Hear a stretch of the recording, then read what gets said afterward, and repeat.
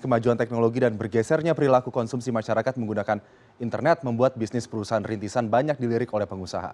Beberapa startup Indonesia bahkan masuk dalam jajaran unicorn dunia. Pasar yang besar di Indonesia lewat jumlah penduduk yang mencapai 260 juta jiwa membuat investor melirik potensi startup di Indonesia dan baru-baru ini Startup Ranking merilis daftar negara-negara paling banyak mencetak perusahaan startup serta peringkat perusahaan rintisan di Indonesia. Indonesia masuk 5 besar, negara pencetak startup dan perusahaan rintisan Garuda pun masuk dalam daftarnya. Siapa saja mereka? Berikut kami ulas untuk Anda dalam peringkat startup di dunia. Ini didasarkan oleh Startup Ratings. Startup Ratings ini kemudian mempunyai measurement sendiri untuk mengukur bagaimana nilai startup-startup di dunia ini menggunakan SR Score.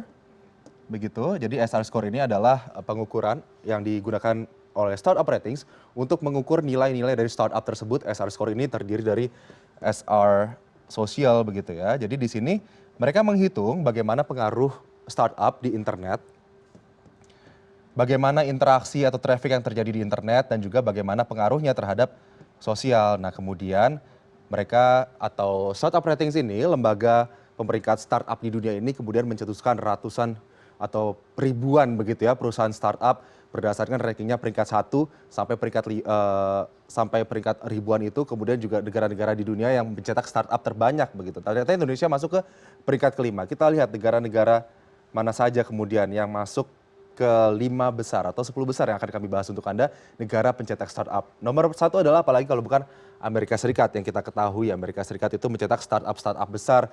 Seperti kita tahu di sini ada Airbnb, kemudian Quora juga di Amerika Serikat begitu. Nah, ternyata ada 46.600 startup di Amerika Serikat dan juga salah satunya startup yang menduduki peringkat ke-1 yaitu Medium. Nah, ini ada di Amerika Serikat juga. Jadi Medium ini adalah education sharing begitu ya. Kemudian nomor 2 adalah India dengan 6.179 startup. Di India ini sendiri kalau kita lihat ada apa saja di sana, ada Ola Caps, kemudian juga ada Pepperfray begitu di sana, dan juga ada Bajaj Finserv begitu. Kemudian kita lihat nomor 3 adalah Inggris dengan 4.900 startup di sana. Ada beberapa perusahaan di Inggris juga yang menduduki peringkat tertinggi, di antaranya ada TransferWise di Inggris ya, kita percepat saja. Kemudian juga ada di Inggris itu People Per Hour. Ini startup-startup di sana menduduki peringkat ketinggi di Startup Ratings. Nah, kemudian ada Kanada. Kanada ada Hootsuite dan juga peringkat kelima yaitu Indonesia di 2074. Sebetulnya Indonesia sendiri pernah masuk ke peringkat keempat begitu ya, tapi di tahun 2019 ini tepatnya di Maret, ini datanya dikeluarkan per Maret, ternyata peringkat kita turun menjadi peringkat ke-5 pencetak startup terbanyak begitu di Indonesia. Kalau kita lihat pasar Asia Tenggara ini untuk startup memang besar. Pada tahun 2019 ini saja, ini tercatat sudah ada 24 miliar dolar Amerika Serikat. 24 miliar USD begitu dana yang ditanamkan oleh para angel investor kepada perusahaan-perusahaan rintisan yang ada di Asia Tenggara begitu. Dan pada tahun 2025 nanti di Asia Tenggara termasuk Indonesia diekspektasikan atau diproyeksikan nanti akan ada sekitar 40 sampai 50 miliar USD dolar Amerika Serikat dana putaran untuk perusahaan-perusahaan rintisan yang ada di Asia Tenggara termasuk Indonesia. Kita tahu kemarin juga baru saja dirilis bahkan ada Decacorn asal Indonesia, ada juga Unicorn asal Indonesia, sudah ada 4 begitu ya. Kita lihat negara selanjutnya itu Jerman, ada 1.979 perusahaan startup di sana, kemudian Perancis ada 1.392 perusahaan startup di sana, kemudian Australia mencetak 1.367 perusahaan rintisan, Spanyol di 1.204 perusahaan rintisan, dan juga Brazil di 1.076 perusahaan rintisan. Dan memang perusahaan rintisan ini banyak sekali dilirik. Siapa yang kemudian ini menjadi orang-orang yang sukses mengelola perusahaan rintisan atau startup ini ternyata adalah millennials begitu ya.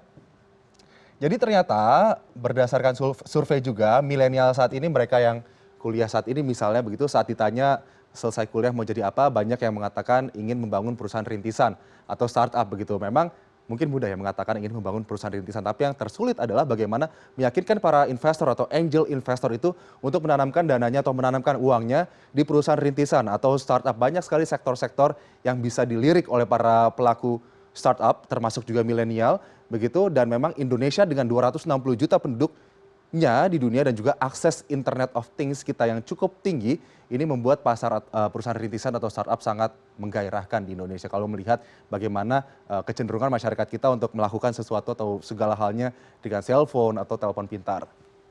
Nah, itu tadi 10 negara pencetak startup tertinggi. Kita di peringkat kelima, Amerika Serikat ada di peringkat ke-1, tapi juga ada potensi nanti di tahun 2025 nanti Indonesia akan meraup lebih banyak lagi investasi di perusahaan rintisan.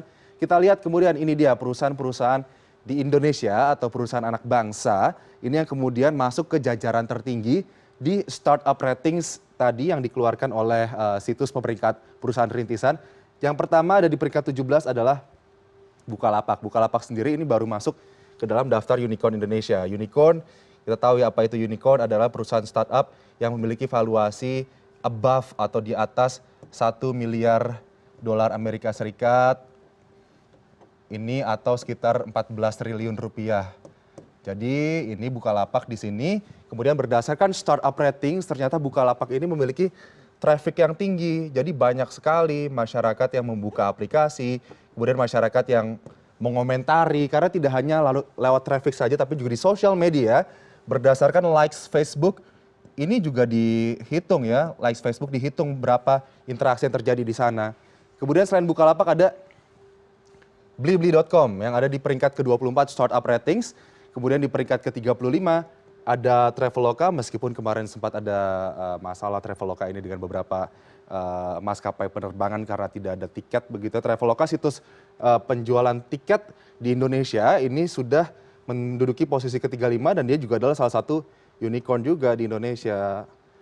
Dan kemudian ada di peringkat, jadi ini peringkat 1 di Indonesia, tapi peringkat 17 di startup ratings. Kemudian Blibli.com ini peringkat kedua di Indonesia, tapi peringkat 24 di startup ratings. Kemudian kita lihat Traveloka ini peringkat ketiga di Indonesia, peringkat ke-35 di startup ratings. Dan kemudian Zalora ini peringkat 44 di startup ratings, tapi peringkat keempat di Indonesia. Zalora Indonesia ternyata masih mengeluarkan tajinya begitu ya, meskipun sudah banyak pesaingnya. Ini sepertinya untuk urusan fashion begitu, Zalora salah satu yang paling awal gitu ya. Kita lihat kemudian 94 atau peringkat 5 di Indonesia ada Zenius Education. Zenius Education ini sepertinya sudah dari awal tahun 2000-an sudah memulai bisnisnya di Indonesia dengan online education atau pembelajaran online diberikan kepada siswa-siswa, berbagai mata pelajaran begitu. Sekarang merambah lagi bagaimana ia membuka bisnisnya lagi lebih lebar lagi, tidak hanya online coaching saja tapi juga berbagai hal lainnya yang terkait dengan dunia pendidikan di Zenius ini. Nah tadi ini lagi-lagi bukan berdasarkan valuasi yang dimiliki. Kalau berdasarkan valuasi yang dimiliki, kita tahu perusahaan Indonesia yang memiliki valuasi tertinggi seperti Tokopedia, Gojek, kemudian Traveloka itu menduduki peringkat ke atas. Tapi ini tadi berdasarkan SR score tadi, bagaimana SR score dari startup rating sendiri ini, bagaimana mereka menilai interaksi sosial yang terjadi di aplikasi mereka dan juga bagaimana kegiatan di internet yang terjadi. Gojek yang valuasinya paling tinggi dan digadang-gadang mungkin akan menjadi dekakorn atau perusahaan yang memiliki aplikasi, bukan aplikasi ya, valuasi lebih dari 10 miliar dolar Amerika. Untuk di startup ratings ini Gojek berada di peringkat 231. Meskipun dia saat ini menjadi startup yang valuasinya paling tinggi di Indonesia. Nah itu tadi dia negara-negara mana saja yang mencetak startup terbanyak di dunia. Indonesia ada peringkat kelima. Kemudian ini perusahaan-perusahaan di Indonesia, startup di Indonesia yang berhasil menduduki paling tidak 100 besar, 5 besar di startup Indonesia.